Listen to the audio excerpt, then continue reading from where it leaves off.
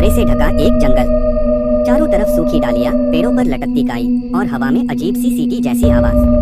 उस जंगल की गहराई में रहता था एक डरावना भूत और एक भयानक राक्षस। रात होते ही वे बाहर निकलते और जंगल के सभी जीव जंतुओं को आतंकित कर देते। इसी जंगल में घूमते थे एक साहसी राजकुमारी और राजकुमार। उनके साथ था एक वफादार कुत्ता जिसकी आंखों में हमेशा चौकसी की चमक रहती। अचानक कुत्ते के कान खड़े हो गए। उसने कुछ सूंघा और दौड़ पड़ा एक अजीब जगह की ओर। वहाँ काले पत्थरों की दरार में छिपी थी एक गुफा, जिसके भीतर से अनजानी रोशनी चमक रही थी।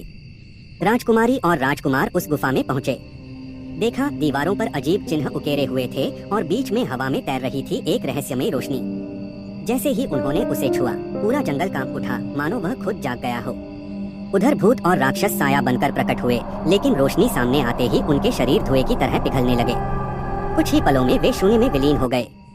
जंगल शांत हो गया, हवा निर्मल हो गई और कुत्ता खुशी से भौंकने लगा। उस दिन के बाद अंधेरे जंगल में डर की परछाई कभी लौटकर नहीं आई।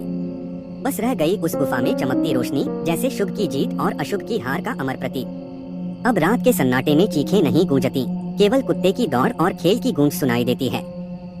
पेड़ और भी हरे लगते हैं, कोहरा हल्का पड़ जाता है और जंगल की गोद में वह रोशनी आज भी मौन खड़ी है, साहसियों की याद बनकर।